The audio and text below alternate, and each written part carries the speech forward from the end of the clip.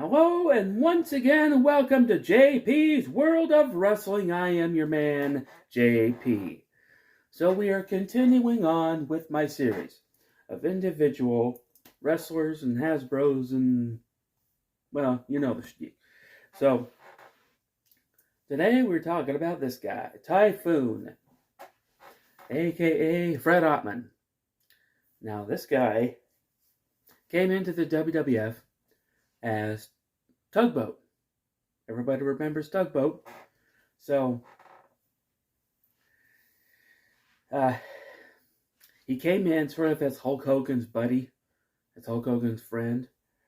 And I have this kind of funny memory of watching a Survivor Series where Tugboat was actually on a team with Hulk Hogan.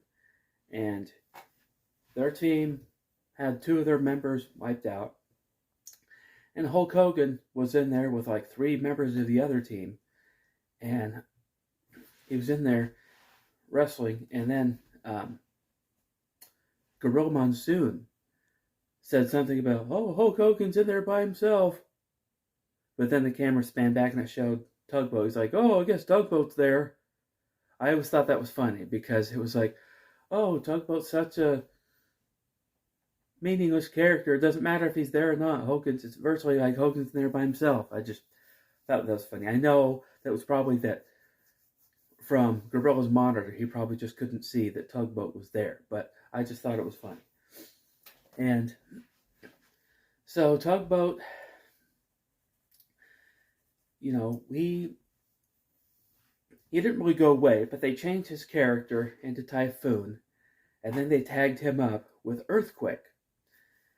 Now, Earthquake, he has this exact same body in a figure. Now, this is a really good figure. I really, really like this figure.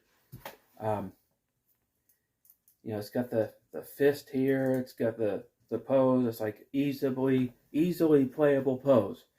And he's got this action move, but everybody has heard I don't use those. I never did use those. But, yeah, so the natural disasters. Tugboat and Earthquake, or Typhoon and Earthquake. I really, really liked that tag team. You know, when they were tag team champions, I found them to be a very believable and realistic tag team as far as being dominant. But they had opponents like the Legion of Doom, and eventually the Legion of Doom was going to become the champions, and that the Legion of Doom were probably going to be the only tag team that was actually going to be able to beat these guys. But for a while, they were managed by this guy, Jimmy Hart. So Jimmy Hart had Typhoon and Earthquake in his stable. So,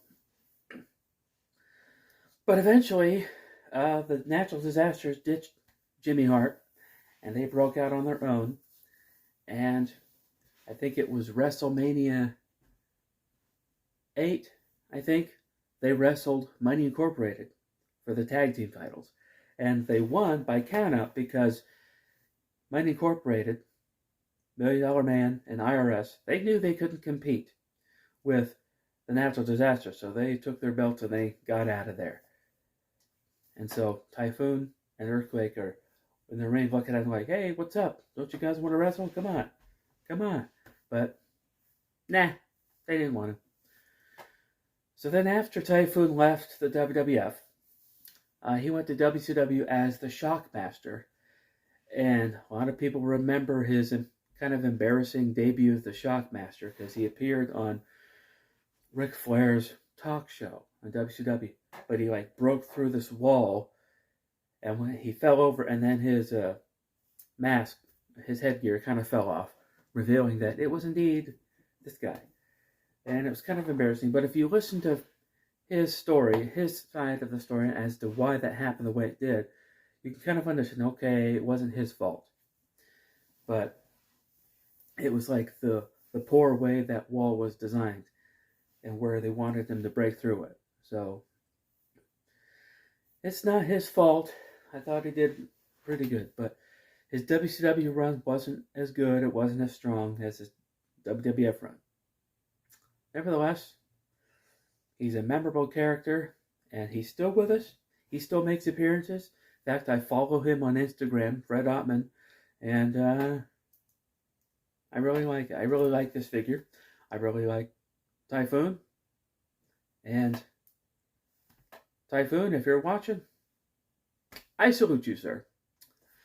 So, what are your memories of Typhoon? Leave them in the comments below. And if you're new here, please go ahead and like and subscribe. And I will see you next time.